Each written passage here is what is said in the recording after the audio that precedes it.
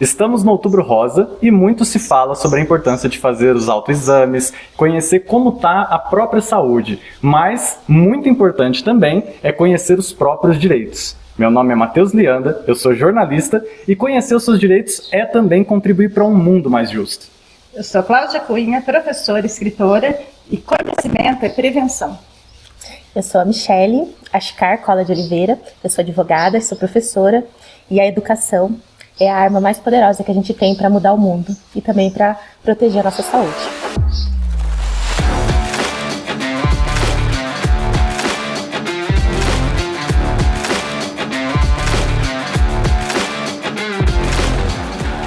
Michele, então conta pra gente o que o direito tem a ver com o Outubro Rosa.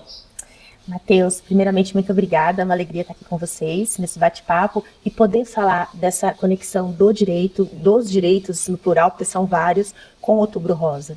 As mulheres que se identificam com o tema, né, podem buscar mais informações nas minhas redes sociais, mas basicamente conectar o direito com o Outubro Rosa é mostrar para as mulheres que quando elas estão diante de um diagnóstico de câncer de mama, elas têm uma série de direitos e que elas devem buscar formas de exercê-los. Direito ao tratamento completo, se envolver na reconstrução da mama, não só extrair aquele tumor, aquele câncer, mas reconstruir a mama num tempo hábil. Aí depende, tem uma questão médica envolvida, o médico avalia, ele pode indicar que no ato da cirurgia para retirada do câncer já seja feita a reconstrução. Isso tem muito a ver com a autoestima da mulher, né? Ela busca também, dentro do Sistema Único de Saúde, as formas de tratamento e conhecer de forma muito detalhada como vai ser esse tratamento. Isso é um direito, é o direito à informação da mulher que está passando por essa situação. Ela tem direito a abatimento do imposto de renda, isso vai contribuir para ela no momento de fragilidade, que eventualmente ela vai deixar de trabalhar ou trabalhar menos, que ela possa ali ter uma economia que ela vai investir no tratamento ou em algo que é importante para ela. Ela tem o direito garantido de, num tempo mínimo, iniciar o seu tratamento, não ficar aguardando muito tempo enquanto essa doença vai evoluindo. Então, conectar o direito com o Outubro Rosa é trazer informação, é trazer educação mesmo sobre os nossos direitos, sobre os direitos das mulheres. Vários desses direitos eu percebo que eles vão além da esfera médica, né? Por exemplo, o direito do abatimento no imposto de renda. Esses direitos, eles já são garantidos, eles não são recentes, né? Não. São direitos mais antigos, mas a gente ainda vê muita dúvida. Ou, eventualmente, a pessoa acaba naquela dificuldade ali no diagnóstico, que isso, obviamente, desequilibra ali no início, até a pessoa entender choque, né? Como tudo vai se processar, ela acaba esquecendo. Uhum. Né? Então, é importante a gente sempre estar falando, sempre estar lembrando, reforçando tudo isso. E assim, desculpa, pode falar. Há 20 anos atrás, o autoexame ele era o principal, uma forma de prevenção. Mas, eu estava lendo sobre isso, ainda é importante, mas o autoexame, ele diagnostica o nódulo até 1 centímetro. Ou que maior. É o que a pessoa que não tem experiência consegue sentir ali no autoexame, de 1 né? centímetro ou maior. Então, ela pode até já estar com o câncer de mama e não sentir com o autoexame. Porque ainda não está tão... Sim. Então, hoje, ainda é importante o autoexame, mas estou se pegando mais na questão dos exames de imagem, que é a tomografia, tomografia não. Mamografia. Mamografia, ressonância. Aí eu te falo, falado assim, todo ano você tem que fazer esse exame, mas vamos falar da rede pública. Tem essa oferta? Vou voltar só um pouquinho. O autoexame, ele sempre foi muito trazido para a mídia, a gente tem campanhas super antigas sobre essa questão do autoexame. Recentemente, qual que é a orientação? Claro que a mulher que faz o autoexame tem esse hábito, ela pode manter isso, que é importante, só que ela vai identificar nódulos que são maiores. Né? E existe também um problema que aí os médicos, a comunidade médica identificou, que é o seguinte: às vezes a mulher ela faz o autoexame e ela também, por não ter o conhecimento técnico, ela não localiza uma lesão que está ali. E ela, por não localizar, ela fala, olha, não precisei ao médico, está tudo certo, eu já fiz. Muitas fazem, localizam a lesão e ficam com medo. De ter aquela comprovação final, né? Exatamente, de ter e ir até o médico por conta disso. Então, hoje, é muito importante que a mulher, anualmente, vá até o médico, para que ele possa avaliar. O câncer de mama, infelizmente, é um dos maiores de incidência tanto no mundo quanto no Brasil. É o segundo câncer, né? Primeiro é o de pele e o segundo é o de mama. É o de mama. Então, a rede, ela tem um mapeamento muito importante. Então, o médico já consegue, a partir do seu exame clínico, direcionar a necessidade da mamografia, que é um exame de imagem, e, eventualmente, quando identifica uma lesão, de fazer ali uma biópsia. Então, é importante que ela vá ao médico para que ele possa fazer essa avaliação. Ela não deixe de, não só fazer o exame das mamas, mas também todo o conjunto, né, que é o preventivo, que é a avaliação, e também buscar manter uma vida mais equilibrada. O câncer de mama, ele tem ali alguns fatores também que são genéticos, que são hereditários, mas também ele é muito interligado com os hábitos de vida.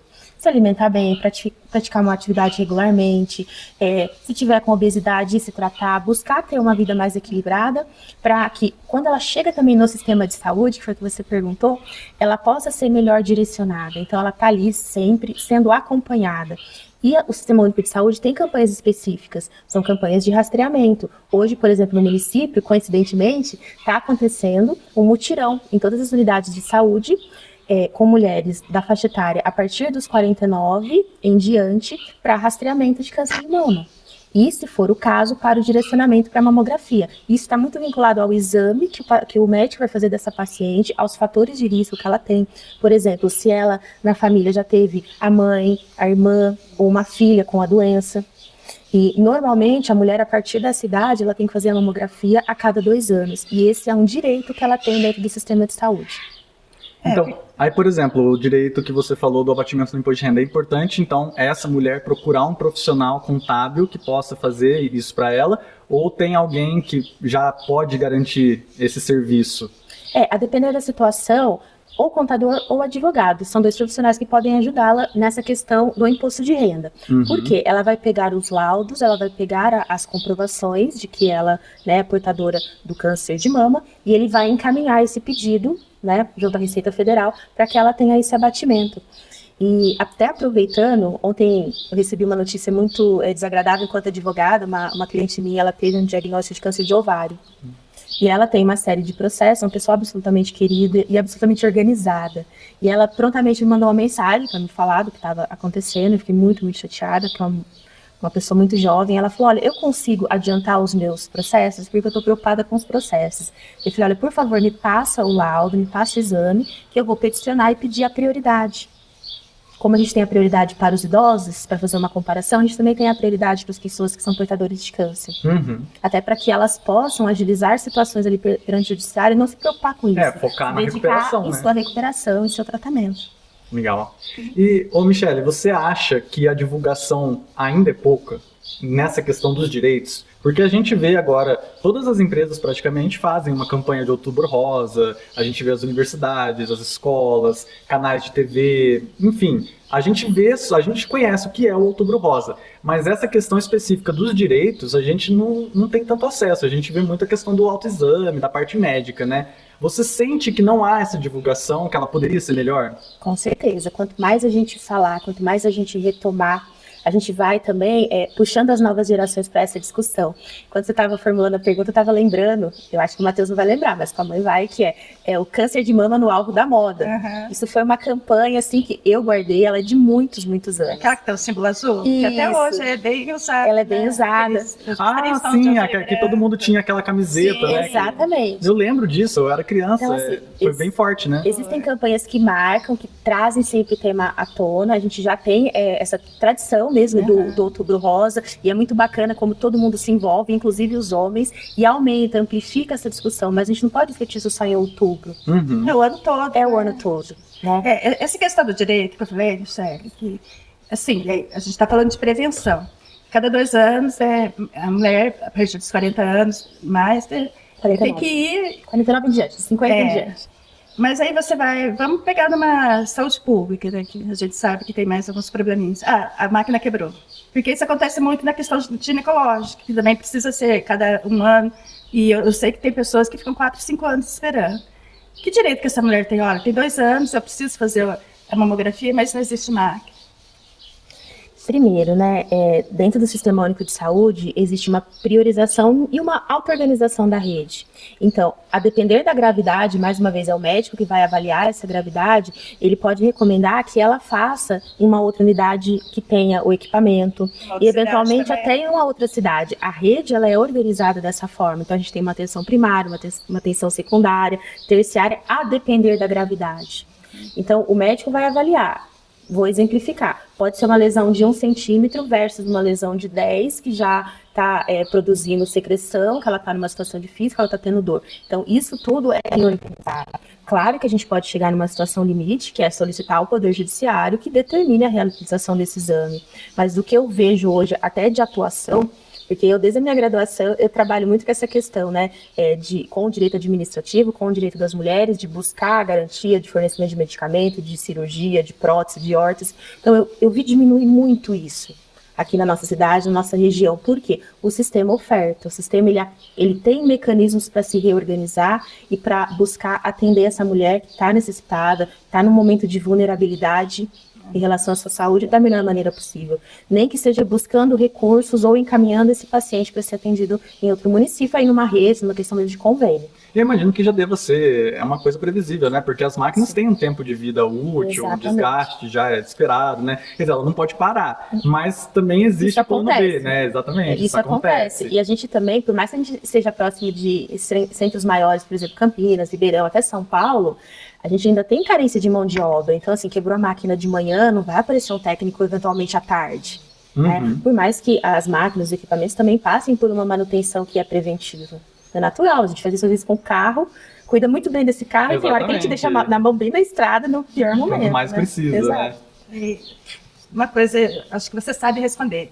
Bem antigamente, se a mulher tivesse 1 centímetro ou 10, era feita toda a retirada da mama, dos tecidos, ela ficava na costela, era uma coisa, porque a medicina evolui, né? Sim.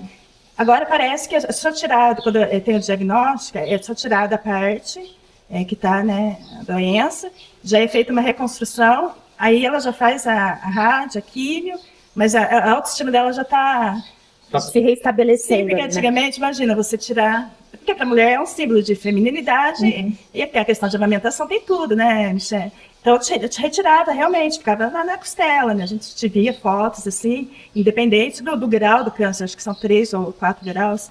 E hoje não, então hoje já está bem modernizado isso, só tira, e faz a reconstrução, aí ela vai fazer a químio e a rádio, mas ela já está... É porque a pessoa já está bem, com a autoestima. Ela já está abatida por conta da doença, né, da notícia. Aí ainda tem a questão estética que também afeta, né? Então ela já ia para químio, para rádio, muito para baixo, né? Nossa, então, imagina. Essa questão da autoestima, ela é importante até para a recuperação mesmo, né? Não é uma questão supérflua, como muitas pessoas pensam. Não, de forma alguma. A questão estética, ela é extremamente importante para que a mulher tenha essa força, essa energia para fazer o restante do tratamento, porque a intervenção cirúrgica é o começo desse tratamento. Ela possivelmente vai ter, a depender, né, do tipo de tumor que ela tem, vai passar por uma rádio, por uma químio, eventualmente pelas duas, né?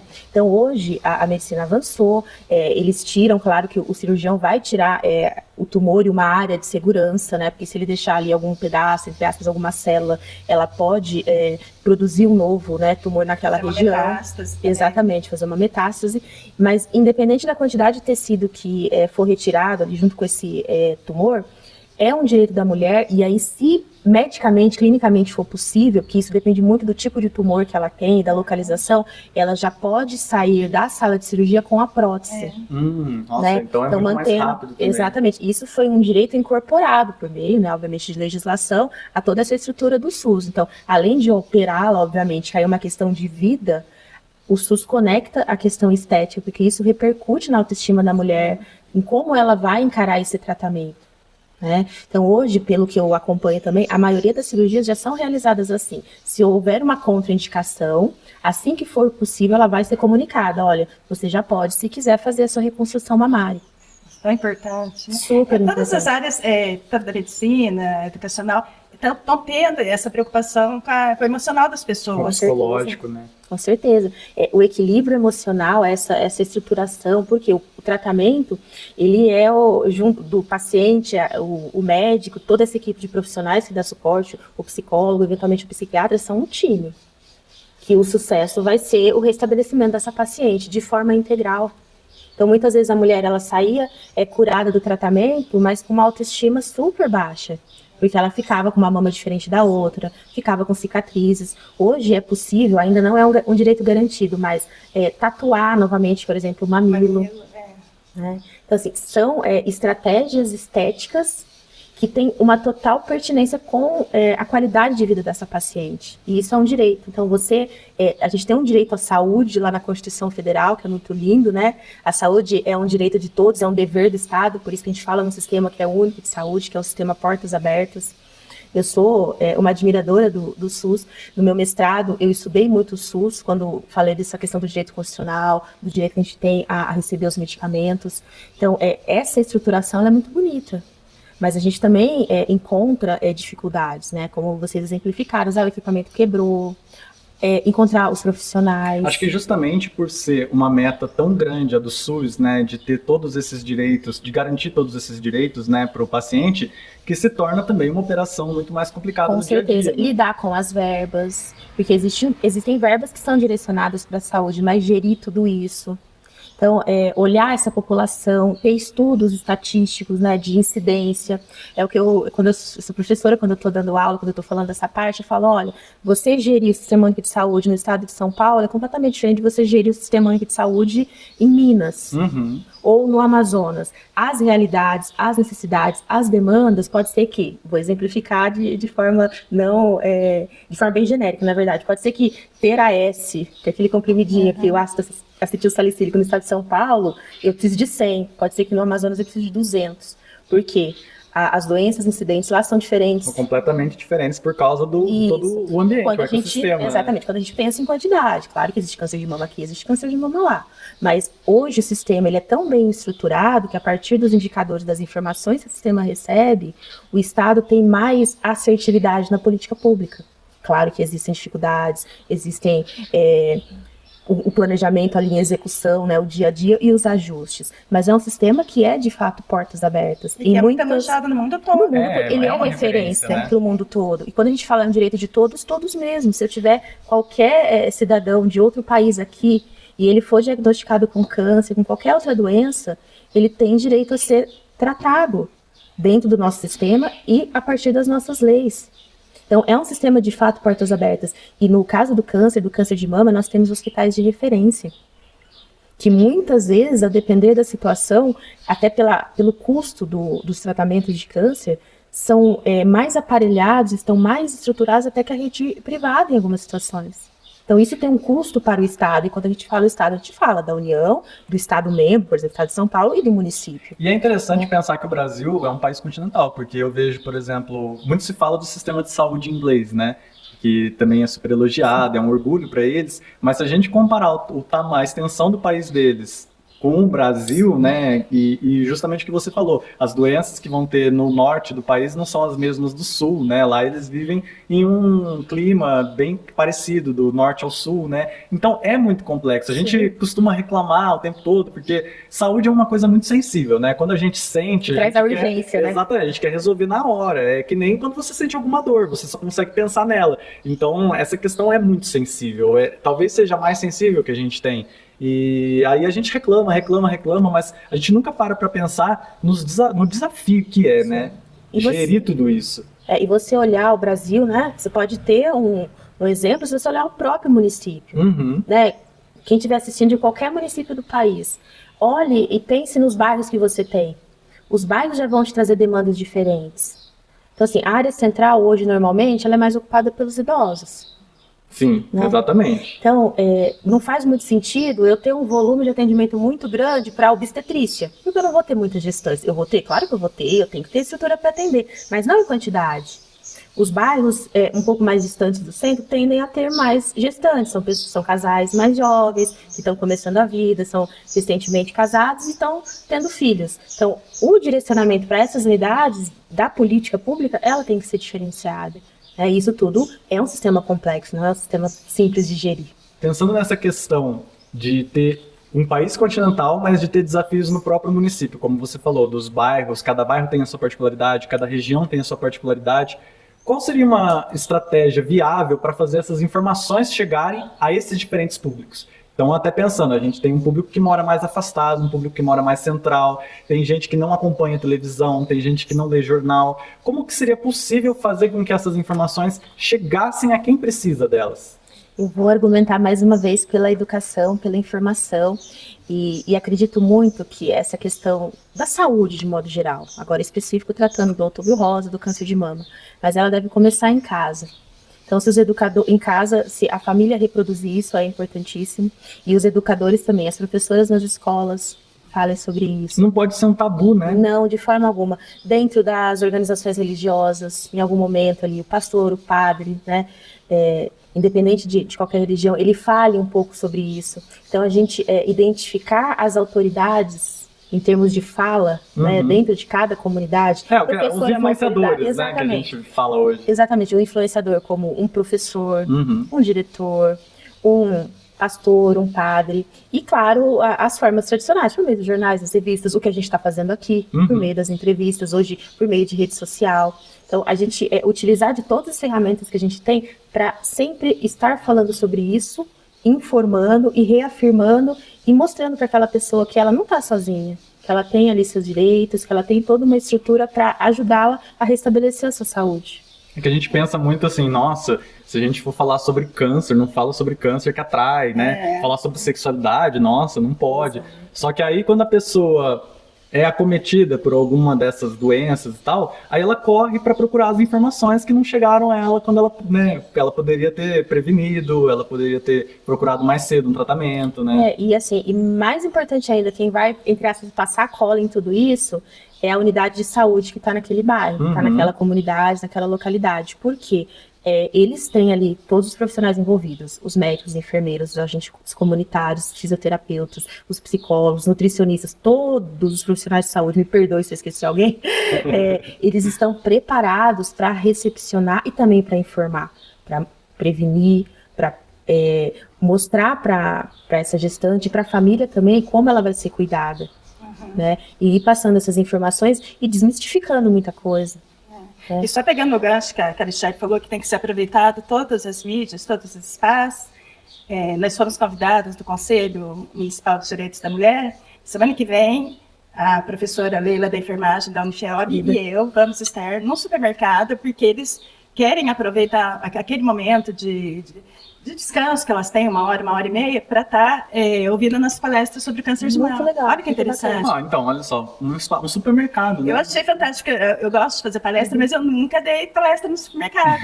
Então, porque talvez se você falar, sabe, ter uma palestra sobre o câncer de mama em tal lugar, tem esse medo também, não vai. Mas lá, como vai estar no ambiente delas, elas vão ter que escutar de alguma forma. Não, e aí que eu te pergunto, por que não? Por que não? Por que quando a gente imagina uma palestra tem que ser num auditório de uma universidade ou num auditório de um centro de saúde? Por que não pode ser num supermercado, numa mercearia, né? Isso aí a gente vai Eu acho que isso tem que pegar muito essa ideia, né? Eu achei fantástica a gestão do supermercado.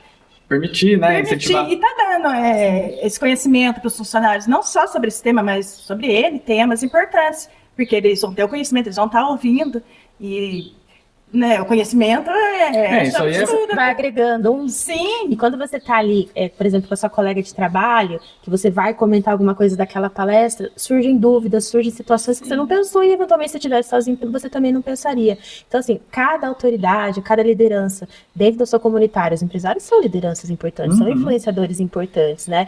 E tem ali toda uma estrutura que eles podem, né, colocar à disposição de quem trabalha com o tema e dos colaboradores que precisam dessas informações. Aí a gente vê, por exemplo, uma empresa que está indo além de simplesmente, por exemplo, não que não seja legal, mas vai além de vestir os colaboradores de rosa e mudar a foto de perfil no Instagram e no Facebook, né? Tá fazendo uma ação realmente educativa, que pode transformar vidas, que pode mudar uma mentalidade de uma pessoa. Se mudar a mentalidade de uma pessoa, já é uma grande ação, né? Talvez seja aquela vida que precisava ser salva, né? E tem um parâmetro que a gente fala, né? Toda vez que você influencia uma pessoa, na verdade você influencia mais 5. Então, esses colaboradores, não só mulheres, mas os homens também vão levar isso para suas casas, para suas esposas, para suas filhas, para suas mães. Então a gente vai fazendo uma corrente do bem, vai reverberando, vai ampliando essas informações que são tão importantes. Você falando dos homens, também os homens são acometidos de câncer de mama. De mama também. Com certeza. É tão pouco divulgada, é menor número, mas são sim. Sim, com certeza, é possível. Eles precisam estar atentos também, é o mais um indicador da saúde do homem também. Mi, então agora só eu queria falar também sobre o Instituto Ela, além de professora universitária e advogada, cientista contábil também, né? Sim, sim. Você é voluntária no Instituto Ela. Eu queria que você falasse um pouco sobre esse instituto, porque eu acredito que tem tudo a ver com o nosso assunto.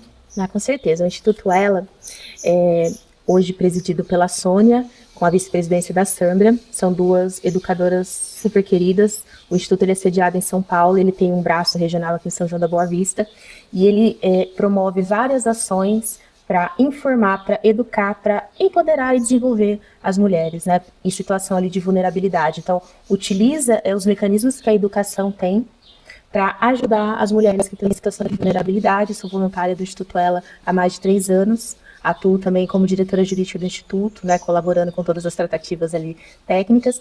E a gente agora, em 2023, está na 2ª edição do curso Elas Têm Direitos, logo logo vai ser lançada, e tem todas as informações nas redes sociais do Instituto Elas, que é uma iniciativa para a gente pegar toda essa gama de direitos e colocar dentro de um curso para que a mulher possa ali entender, se aprofundar.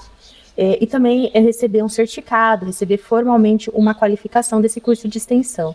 Mais uma vez nessa linha de quanto mais a gente falar, mais a gente informar, mais a gente vai estar ali salvando com certeza vidas, ou minimamente trazendo qualidade. Uma vez que você exercer um direito, isso vai te trazer uma vantagem, vai te trazer um afago, uma qualidade de vida naquele momento de dificuldade, a depender do direito. A gente citou aqui a questão do imposto de renda, da reconstrução mamária, do início do tratamento. Então, são circunstâncias que vão ajudar nesse momento tão difícil de vulnerabilidade.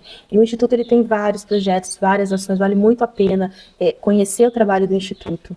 E mais uma vez, ele atua onde há a vulnerabilidade de mulheres, de meninas. Como é um instituto composto por educadoras e também educadores, há publicações de livros, de periódicos. A gente está organizando agora para 2024, essa assim, é super novidade, a gente vai lançar em breve uma obra jurídica específica para os direitos das mulheres. Olha só, isso que vai trazer bastante mudança. Com certeza. Eu vou ser organizadora dessa obra, ela já está toda planejada, com vários temas, né? A questão, né, da saúde em específico, da reconstrução mamária, das relações trabalhistas, dos direitos relacionados aos impostos. Então, tudo que envolve esse universo da mulher, a violência doméstica, a violência financeira, a violência psicológica, tudo que envolve, né, nas grandes áreas, os direitos das mulheres, vai estar contemplado nessa obra. Ela vai ser lançada possivelmente ali entre mês de abril, um pouquinho para frente. Uma obra que toda a questão de direitos autorais vai ser doada para o Instituto para reverter em educação para as mulheres, para alimentar essa estrutura. São, assim, iniciativas de educação em várias esferas, né? Vai desde o ensino de uma atividade que pode se tornar um complemento de renda, até esse tipo de educação financeira, jurídica, etc., até, por exemplo, como fazer um currículo, como se portar numa entrevista de emprego. São vários universos ali. São vários universos. Além desses que você citou, tem um projeto que, para mim, é fantástico dentro do Instituto, que é de escuta ativa. De ouvir as mulheres. Elas poderem se expressar, se desabafar, se for necessário. Da linha do que a gente falou, da questão da saúde mesmo psicológica, emocional de cada mulher. Porque a mulher em situação de vulnerabilidade, seja ela qual for, ela precisa de apoio, ela precisa de ajuda. E muitas vezes ela precisa ser ouvida. Esse é o primeiro passo, né? O primeiro passo. E o Instituto vai atuando em várias áreas, né? Então, a mulher que está ali subjugada, submetida a uma situação de violência, porque há uma dependência econômica, o Instituto vai buscar capacitá-la para que ela possa ou arrumar um emprego, ou ter uma posição melhor e se livre dessa dependência financeira para que possa depois também viver por si, longe desse agressor. Porque é o que a gente fala, né? O relacionamento ele tem que agregar, que complementar. Não é essa coisa de um ser dependente do outro, né? Se existe uma dependência financeira, uma dependência psicológica, já não é um relacionamento saudável. De forma alguma. Infelizmente, muitas mulheres ainda ficam submetidas a relacionamentos abusivos, sofrendo violência psicológica, às vezes até financeira, porque não tem condições de sair. Então, assim, qual condição ela precisa, qual ajuda ela precisa. A nossa luta lá no conselho é conscientizar as mulheres de todas as agressões, mas principalmente da psicológica, porque elas não identificam, muitas não sabem. Porque é muito sutil. Sim. Sim, muitas vezes, aí é um conhecimento que eu trago de família, de vó, né? Minha avó falava assim, o homem ele nunca vai te bater logo de cara. Vai ser um grito, depois vai ser um grito mais alto, depois vai puxar seu braço, vai ser um empurrão. Então, assim, tome cuidado. O que ela estava dizendo com isso? Veja os sinais. Sim. Né? Então, quando a gente analisa um caso, um feminicídio, que é o auge, né, das agressões, você vai ter um histórico ali. É uma desgraça anunciada quando você vê o histórico, né? Começa exatamente desse Quando jeito. Você para ver os indícios que estavam tendo. Exatamente. Então, assim, existem sinais. Né? Então, assim, observe os sinais. Michele, mas também tem uma questão, assim, não só do próprio machismo, mas é tão triste que as próprias mulheres têm essa questão machista. Porque Tem. Né, a mulher está tendo todos esses indícios. É o grito, é o empurrão, e vai não crescendo. Aí ela fala, não, eu vou me separar. Aí a própria família, não, você não vai.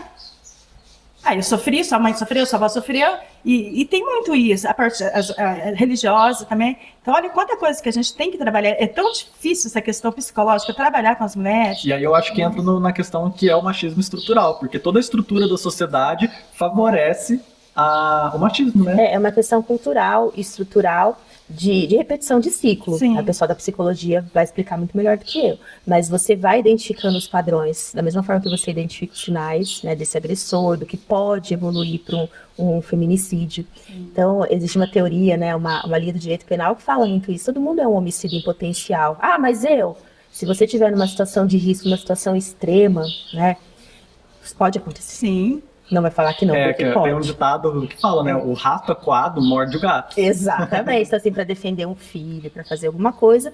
E existem homens que são desequilibrados o suficiente, e vem muito a ideia que a mulher é propriedade, que a mulher é posse, isso reforçado pela família, pela sociedade. Então, assim, existem mecanismos, existem medidas protetivas, existem formas, né, de acolher a mulher nessa situação.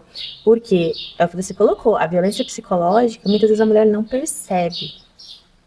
Então, assim, quando você também é uma mulher mais velha, mais experiente, às vezes você vê uma circunstância de uma colega que está passando ali com o namorado, você fala, Mas a mulher também precisa ela enxergar o que está acontecendo. Ela tem que ter aquela força, aquele estudo, são justamente essas palestras, né, para ela quando ela tomar a decisão, ela fala, eu posso ir sozinha. É uma questão de identificação. Eu me lembro quando a Maria da Penha, que inspirou a legislação, contou a história dela.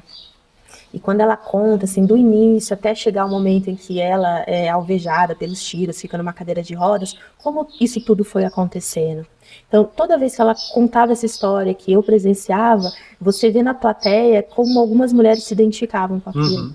Então, por isso que é importante, mais uma vez, que a gente fale, que a gente discuta, que a gente converse sobre isso. Porque às vezes uma informação como essa é um choque de realidade que a pessoa estava precisando, porque muitas vezes quando você está imerso no problema, né, você não tem aquele distanciamento necessário para ver que é um problema, né? Você começa a achar que é normal e que te faz mais bem do que mal. É que você está em risco, que existe um potencial. Não quer dizer que vá acontecer com você, que seja um checklist, não é isso, mas o que mostra a experiência, o potencial de acontecer é muito grande. Aí você vai pela estatística, né? E quando ela quis se separar, e lógico, a primeira coisa que fala é, você tem outra. Né? Ele não vê toda aquela agressão, que ela quer se separar para não ser mais agredido. E ele falou, não, eu não vou tirar a sua vida.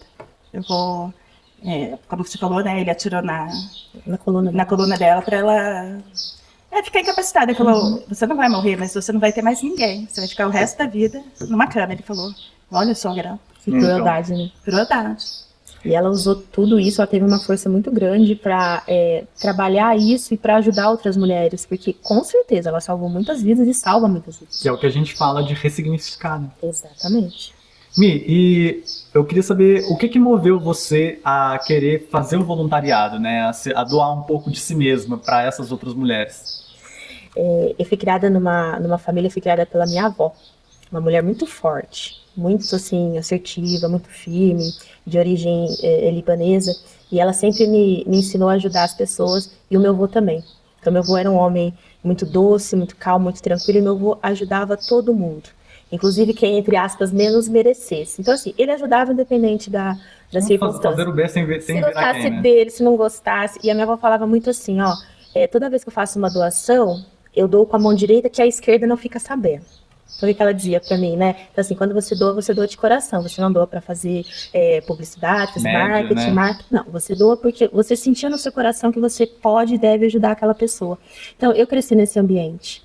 Depois, com 22, 23 anos, eu me tornei rotariana. Eu, em Campinas, acho que eu fui a rotariana mais jovem no meu clube. Muito legal. Que aí consolidou muito do que eu já gostava de fazer, né? E eu sou muito discreta, assim, nas minhas atuações. E quando eu encontrei essa equipe do Instituto Ela, eu senti uma identificação muito grande com eles, né? Então, hoje, o voluntariado, para mim, está muito conectada com a minha atuação jurídica, com a minha atuação até na área da saúde. Então, assim, eu me realizo através disso. Por mais que seja super corrido, não é fácil produzir um curso além da rotina que eu tenho, das responsabilidades que eu tenho, e agora fazer a coordenação, a editoração de toda essa obra e entregar essa obra para as mulheres. Tem, claro, uma parte comercial que vai reverter lucros para o Instituto para que ele possa continuar investindo nesse atendimento às mulheres. Fazer mais ações ainda. Né? Isso, então assim, está muito vinculado ao meu propósito, ao que eu acredito. E quando eu cursei o Direito, eu me lembro muito bem, assim, no primeiro ano eu falava assim, nossa, claro que o Direito é importante para mim, é o desenvolvimento, é uma carreira que eu vou ter, mas eu vou poder ajudar muita gente. Com certeza. Então isso está vinculado ao meu propósito. Não faço só por mim, não faço só pela minha família, pelos meus filhos, mas o que eu posso ajudar. E eu sou uma pessoa que quem convive comigo, conversa comigo, sabe o que precisa, preciso conversar, preciso tirar uma dúvida, estou aqui, estou à disposição. Se eu não puder te ajudar diretamente, eu vou te encaminhar para alguém te ajudar. Perfeito. Então eu acredito muito nisso, é meu propósito de vida. E quem quiser ajudar, né, o que tem que fazer? Como que entra em contato com o Instituto Ela? Passa por alguma seletiva? Como que funciona? Nas redes sociais, no site do Instituto Ela, no Instagram, ali tem todas as informações. Então, assim, quanto mais voluntárias, quanto mais voluntários, mais o Instituto ganha força e consegue ajudar mais mulheres. E o que eu vejo é um retorno das mulheres que foram ajudadas se tornando ali voluntárias para ajudar outras mulheres. Vai se retroalimentando, exatamente. Né? Então, assim, quem passou pela situação sabe muito bem como ajudar. Depois que já está fortalecida, está reestruturada, sabe como fazer. Isso é muito importante. Então, assim, não posso ajudar financeiramente, mas, assim, eu conheço o tema X que está vinculado à questão da mulher. Posso oferecer a minha ajuda com uma palestra. Então, assim, existem várias formas de ajudar. Ajudar financeiramente é uma, mas ajudar com o trabalho também. Com seu tempo, né? Exato, com o seu tempo. E para as empresas, o Instituto Ela tem um selo de responsabilidade feminina que é muito legal. Que vai também ajudar, por exemplo, os empresários a instituir programas, palestras vinculadas aos direitos, às questões de vulnerabilidade feminina. Muito legal. E uma das questões que a gente vê que não é tão conhecida é a questão da pobreza menstrual. Queria que você falasse um pouco sobre o que é isso, do que se trata, porque eu mesmo conheci esse termo há uns 3 ou 4 anos no máximo, então eu entendo que é uma coisa nova, que foi começada a ser tratada há pouco tempo, né? Então, do que se trata? Eu conheci o tema e já ajudei em algumas ações, mas eu não sabia que chamava pobreza menstrual. Eu até comentei com você agora, né, Matheus, mas é esse termo mesmo? Exatamente. A pobreza menstrual, ela, só para pensar assim, em termos de conceituação, né? As meninas, quando menstruam, ali a partir de seus 11, 12 anos em diante, muitas, né, isso foi feito um estudo muito legal, muito em termos de amplitude no Brasil, em torno de 30% delas não têm condições de adquirir o absorvente. É um número alto? É um número alto. E o que elas fazem? Ou elas deixam de ir para a escola, e aí há um prejuízo, porque o ciclo menstrual dura aí de 3 a 8 dias, às vezes até mais, dependendo da circunstância, mas em média se perde pelo menos a que não frequenta a escola 1 semana. Ou elas se utilizam de subterfúgio, de jornal, de pano, de sabugo, de algodão, para tentar conter o ciclo menstrual para frequentar. E muitas, obviamente, esses instrumentos não são suficientes para conter o ciclo, acabam passando por situações vexatórias e há uma evasão escolar nessa faixa etária vinculada à pobreza menstrual, que é não conseguir adquirir ali o absorvente, né, ou às vezes o coletor, né, menstrual, necessário para passar por essa fase. Ou seja porque preferiu não ir à aula, ou acabou evadindo, ou está ali numa situação em que está, né, se sentindo mal, constrangida. Isso só aumenta a desigualdade entre homens e mulheres, Exatamente. porque o desempenho dos meninos da cidade vai acabar sendo superior, né? Eles não vão ter prejuízo, melhor dizendo, que elas têm naturalmente, né? Isso, sem falar também na questão do bullying, né, dessa vulnerabilidade que a menina fica. Ela se sente insegura, por mais que ela esteja no ambiente utilizando, por exemplo, um pano para conter o ciclo menstrual dela, ela sabe que uma hora aquilo ali vai extravasar, E aí, que como é vai que você concentra manchar a na roupa aula, dela. né? Mas com você Exatamente. preocupada, você não pode ter condição de se concentrar em nada, E no né? Instituto, mais uma vez, né, a Sandra e a Sônia são pessoas fantásticas junto, né, elas são, eu vejo o Instituto como uma grande orquestra, e as duas, né, são responsáveis por essa orquestra, fizeram um projeto que vai se replicando no Brasil todo, e o Instituto tem várias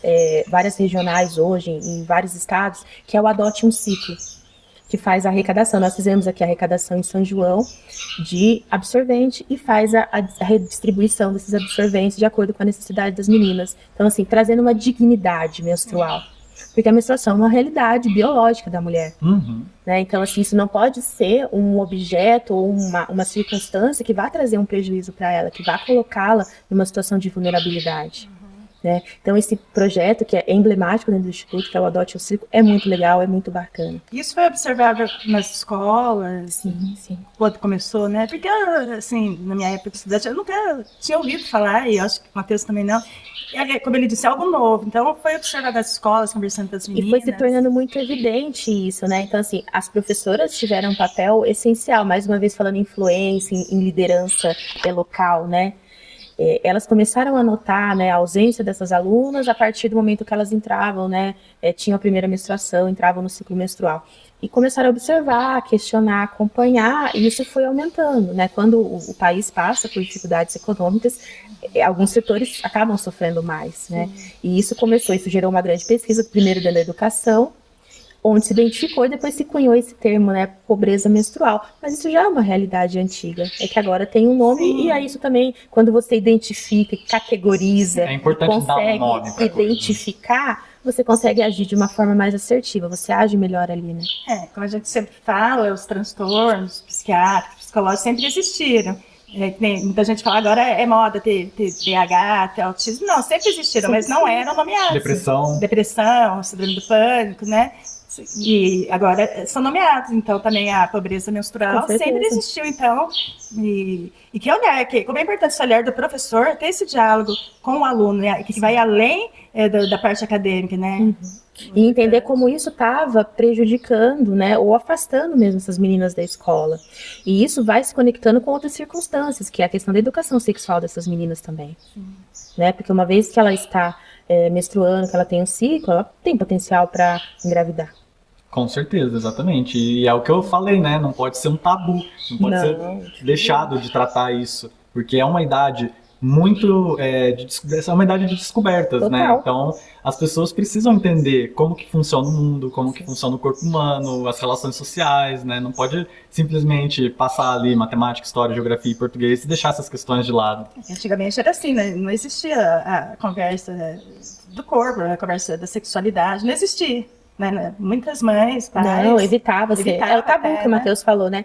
E hoje, para mim, até como mãe de 2 meninos, que eu não acho que seja uma tarefa mais fácil, só é uma tarefa diferente de ser mãe de menina, que é o seguinte, você orientar da forma adequada, no momento adequado também, que eu acredito muito que tem um momento que você vai falar com essa criança que está se tornando um adolescente, em breve vai ser um adulto, mas que você oriente da forma correta. Por quê? Nós temos hoje um mundo de informações, que na maioria das vezes não são as melhores ou as mais adequadas. Ou não estão apresentadas da maneira mais... Exatamente. Então isso reforça muito a importância da família e da escola atuando em sinergia para educar essas crianças e esses jovens. Uma educação que é formal, mas uma educação que é social, uma educação que também é sexual, uma educação que é financeira. Então, assim, mais uma vez, agora puxando, né, pro meu lado, assim, a educação é muito importante. Então, assim, eu sempre gostei muito, muito de estudar, né? Às vezes eu sou até questionada por isso, mas toda vez que você estuda, que você conhece, e todo o conhecimento, ele está conectado de alguma forma. É que para poder estudar melhor, para segmentar as áreas, as carreiras, as profissões, a gente divide. Mas o conhecimento, ele está conectado, ele é um só. Para que eu viva, eu tenho que conectar vários conhecimentos, várias circunstâncias que vão me permitir atuar. Então... acredito que tudo está ligado. Da agressão, né? Ensinar as meninas desde cedo a nunca permitir agressão, psicológica, verbal, física, e ensinar os meninos o respeito Como trata uma mulher, pela mulher, sim, né? sim. Então tem Com toda certeza. essa educação também, porque é papel da família ensinar os meninos esse respeito por todos, mas pelas mulheres, porque um dia ele vai ter uma companheira, uma mulher, enfim. Então a gente tem que passar isso para ele. Sim, de forma alguma, assim, ele pode identificar que é natural destratar uma mulher. Isso é inadmissível. E isso é feito no dia a dia, né? Com a colega de sala, com as mulheres que ele convive. A criança, em determinados momentos, aprende muito pelo exemplo. Então, o exemplo que ele tem dentro de casa, como o pai trata a esposa, que é a mãe dele, ou como trata a companheira que ele tem, ou como ele trata a mãe dele. Então, como o pai se relaciona com as mulheres também, para os meninos é importante, para as mulheres também, que estão vendo tudo isso. Então, assim, é uma responsabilidade que é de todos, que é uma responsabilidade social. Eu vi essa semana uma coisa assim, um vídeo pavoroso, esses vídeos de... acho que saiu até no jornal, mas eu vi foi no YouTube. A moça teve um problema no carro, eu tive a impressão que o pneu do carro dela tinha furado, e ela chamou o companheiro.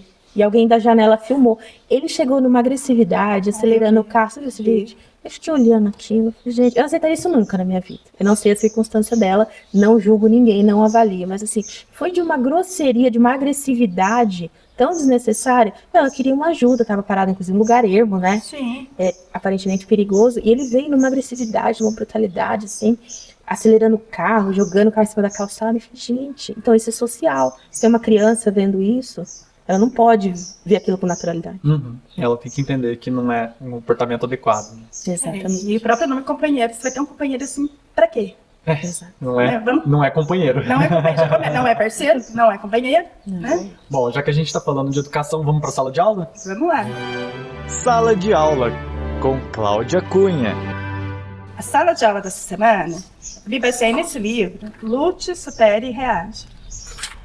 Então, como a gente está falando de um tema que a mulher, quando ela descobre alguma doença, e a gente está falando especificamente do câncer de mama, ela tem que ter uma força muito grande, né, Michelle? Com certeza. Então, às vezes ela não tem essa força porque ela não foi na escola, na família, trabalhada com isso. Então, eu sempre falo que tudo a gente tem que trabalhar na primeira infância, dos primeiros 7 anos, porque depois ela vai.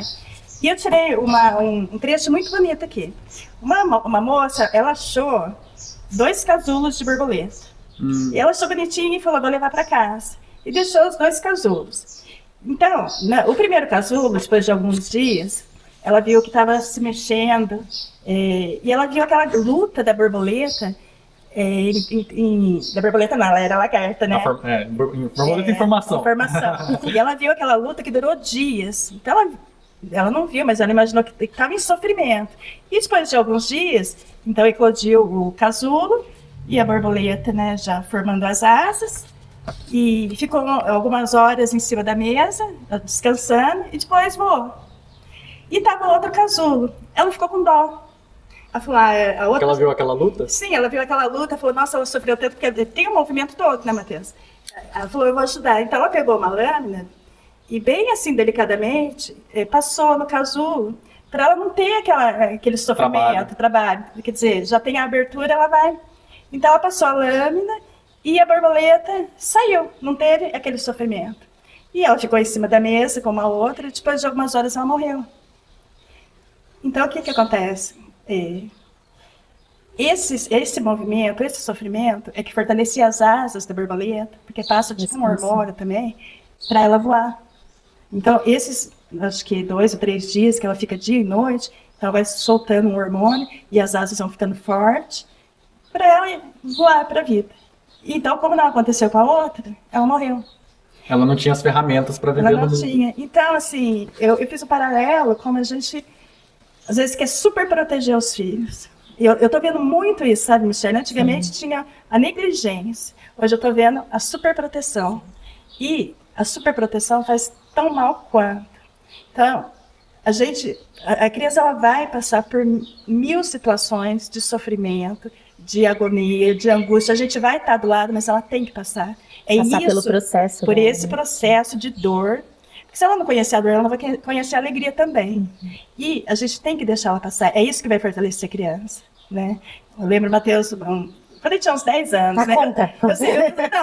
O programa testar. Eu tô, assim, falando da vida dele toda, assim. Né? Mas é porque é interessante, muita gente fala, nossa, Cláudia, ajuda muito, né? Eu lembro que ele, aquela situação de escola, de briga, de amiguinho, e ele tava muito chateado em casa. Ele tava chorando, aí eu fui, conversei com ele, aí eu falei, Matheus, bem-vindo ao mundo. Aí ele ficou mais chateado, bravo, mas eu expliquei para ele. Você vai ter alegria, você vai ter tristeza. Então, você tá triste? Chora, fica com raiva, curte aí, depois levanta, pega e vai. Né? Mas essa é a função para mim, inclusive como mãe, que é do acolhimento e da orientação. Então, assim, muitas vezes a gente passou por esse processo também, a gente conhece todas as etapas, você sabe até que etapa seu filho está dependendo do que aconteceu.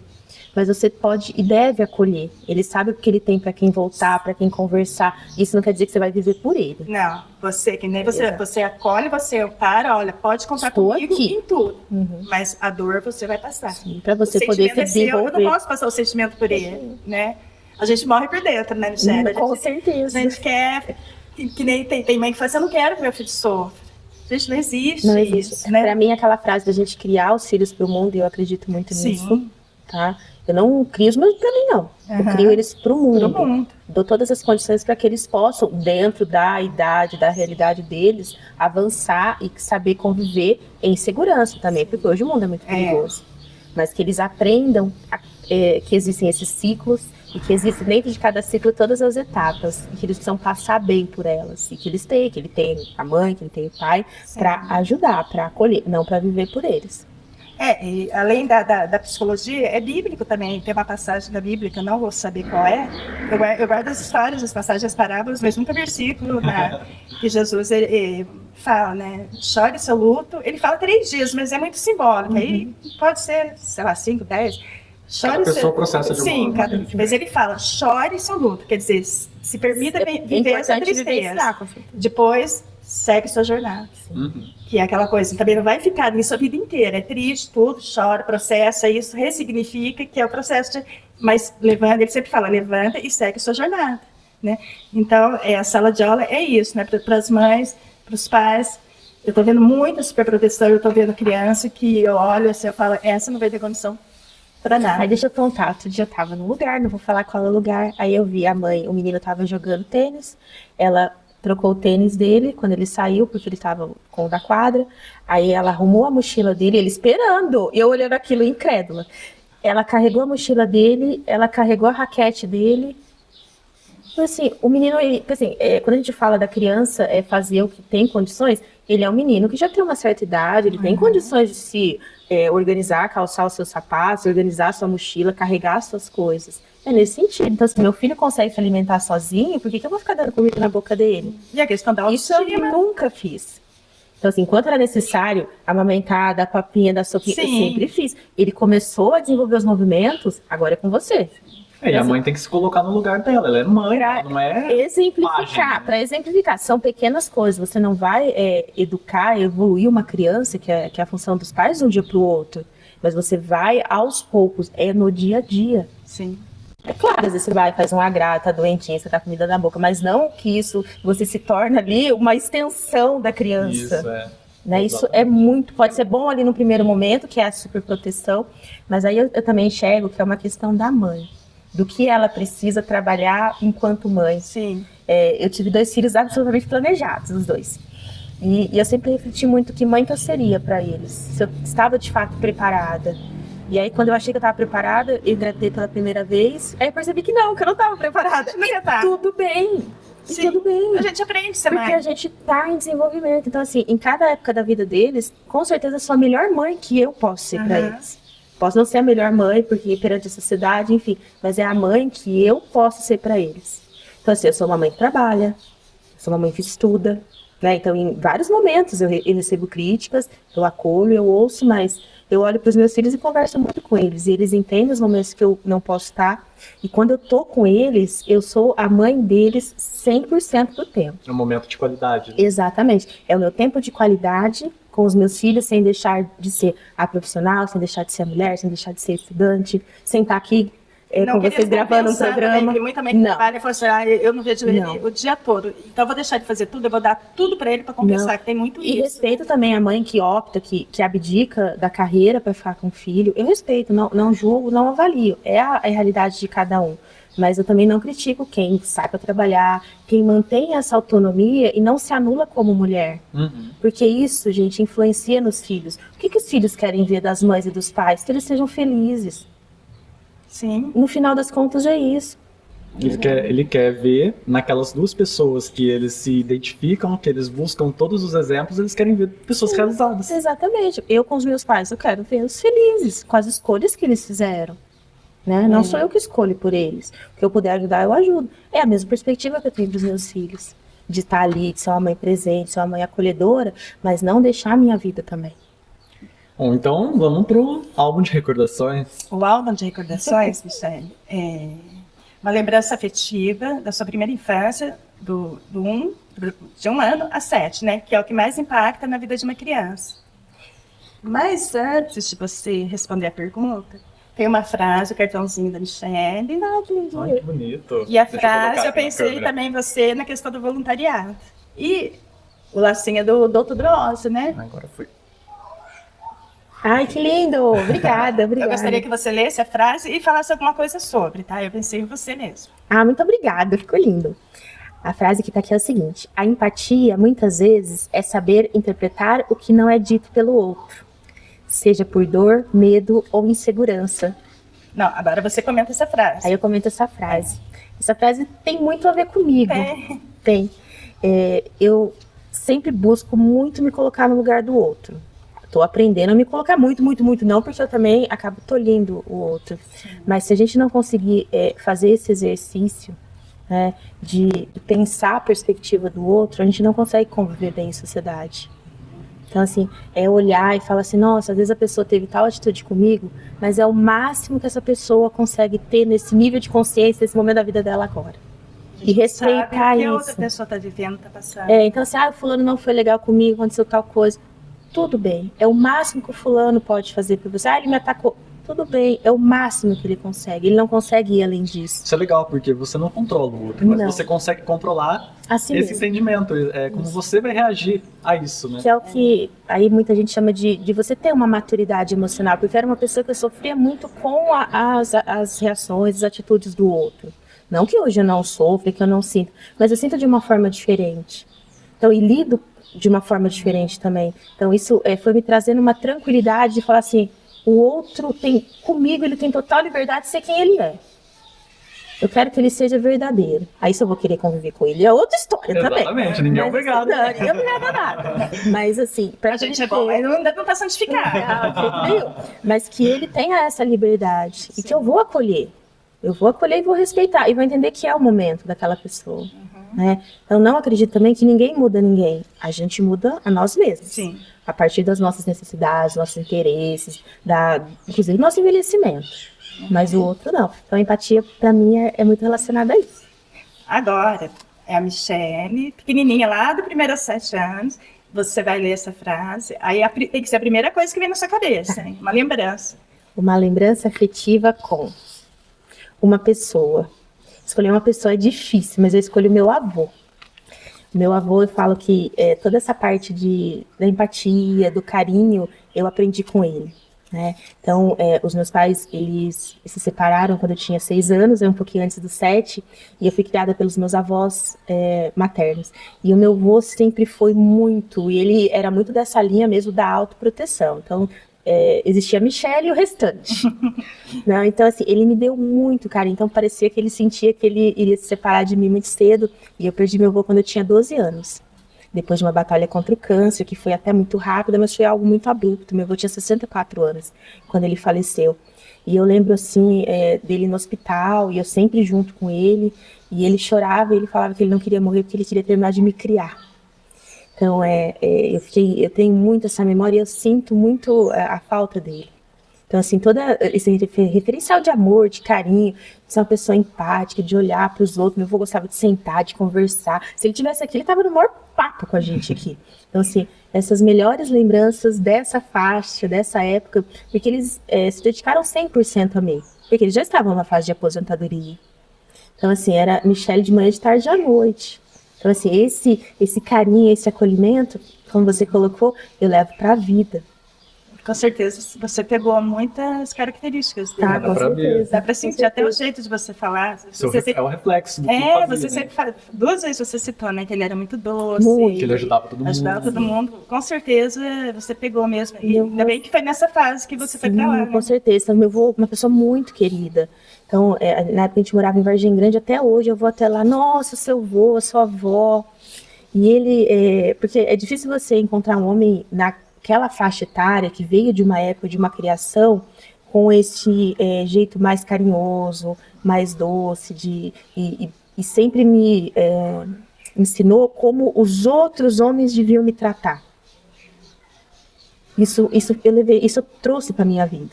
Então, assim, não aceitar menos do que eu entendo que eu mereço. Importante. Olha que significativo, né? Nossa, Tudo fantástico. acaba se refletindo. E é uma pessoa muito querida, né? Que marcou a vida de várias Com pessoas. certeza, muitas pessoas. Linda lembrança. Ufa! Obrigada, viu? Muito obrigada Bom, pelo cartão e por permitir que eu contasse um pouco dessa história que para mim é tão importante. a gente que agradece. Bom, nós estamos chegando ao fim do nosso papo. Quer agradecer? Lógico que é. O nosso programa está sendo muito importante para mim, Matheus, sim, porque eu estou conhecendo pessoas maravilhosas. Às vezes eu trago meus amigos, ele está conhecendo meus amigos lá da adolescência, eu estou conhecendo os amigos dele, e a gente sempre foi muito unido e a gente está cada vez mais. E eu sei que sempre que a gente traz uma pessoa aqui, é uma pessoa assim que tem muito significado para ele. E hoje não é exceção, né? Eu adorei te conhecer, você é uma pessoa maravilhosa, você que veio aqui agora, você exala a bondade. Ai, obrigada, Então, obrigada. foi um prazer te conhecer mesmo. Para mim também foi um prazer estar aqui. Gosto muito do Matheus, a gente já trabalhou junto, agora trabalhando mais uma vez. É um menino fantástico, esforçado e extremamente competente. E nós precisamos de pessoas assim. Né? O mundo precisa de pessoas assim. Obrigado. Obrigado, né? Bom, Quando mas- elogia a mãe, né? E o pai também. Bom, antes de terminar, uma última pergunta, né? Aí um pouco mais filosófica. Sempre que a gente aprende alguma coisa nova, o nosso mundo se transforma, né? Seja lendo um livro, assistindo um filme, vendo uma palestra, a gente passa a enxergar o mundo de acordo com aquele conhecimento que a gente ainda não tinha. Ele vai abrindo horizontes, como você falou, dos conhecimentos que são integrados, né? Eu queria a sua opinião sobre o que muda quando uma pessoa finalmente passa a conhecer os seus direitos. Ela passa a exercer melhor a cidadania dela. Ela atua melhor em sociedade. Nós somos seres sociais, né? Às vezes fala, não depende. Depende. Você depende do olhar do outro. Você pode não depender financeiramente de alguém, mas você depende do outro para te auxiliar, para te validar enquanto pessoa. A personalidade, ela é feita, depois ela é mantida a partir do reflexo do outro. Então, quando a pessoa conhece os seus direitos e ela passa a exercer, além de reforçar também essa estrutura de legislação jurídica, do que tem que ser feito, ela passa a atuar melhor, ela consegue ser empática e falar, olha, a fulana está passando por essa situação, ela não está percebendo que ela tem esse direito. Então, ela consegue alimentar uma corrente do bem. Para mim, ela consegue viver melhor. E também a importância dos deveres, né? Com certeza, que todo direito também traz um dever, né? Ali num equilíbrio. E saber também que não são só direitos. Saber que existe tempo, que existe circunstâncias, como a gente exemplificou aqui da saúde. Mas que há, sim, uma organização, uma série de direitos, né? Que vem para quê? Para proteger. E não é à toa que a gente ainda está hoje, aqui em 2023, discutindo o direito da mulher. Porque é necessário. Vamos fazer um programa de direito dos homens? Podemos fazer também. Mas a necessidade maior, a vulnerabilidade maior é da mulher. E a gente tem que ter muita tranquilidade de reconhecer isso e trabalhar para que isso diminua. Colaborar nesse sentido. Eu poderia estar muito bem agora na minha casa, quieta, descansando. Mas eu prefiro estar aqui falando sobre isso. Eu estudei sobre isso, eu gosto de falar sobre esse tema e imagino que eu possa ajudar mulheres que estão precisando ouvir isso. Então, assim, a gente conseguir desenvolver melhor o que a gente tem, não só olhando pra gente, mas colaborando com o todo. Perfeito. Bom, foi um prazer ter você aqui Obrigada, participando do nosso programa. Você sabe, eu te admiro muito, gosto muito de você. E para o pessoal que está em casa, né, conhecer os direitos é fundamental. E quando você conhece os seus direitos e você busca conhecimento sobre isso, você consegue ajudar outras pessoas, não só a si mesmo e as pessoas que estão próximas, mas muitas vezes toda uma comunidade, a sociedade, o país. E também abre oportunidades de você fazer ações efetivas para ajudar, como, por exemplo, o voluntariado, né, que a Michelle faz no Instituto Ela. Então, buscar conhecimento nunca é demais, especialmente quando é sobre um assunto tão sensível, que impacta tanto a vida das pessoas e que a gente está tratando sobre uma população que tem algum tipo de desfavorecimento, algum tipo de vulnerabilidade, né? Então, no final das contas, tudo se resume à empatia. Você sentir pelo seu próximo um pouco, né, um pouco mais de afeto, se importar com as pessoas, entender que está todo mundo em rede. Eu agradeço pela audiência, por estar com a gente em mais esse episódio do Acontece e até a próxima semana.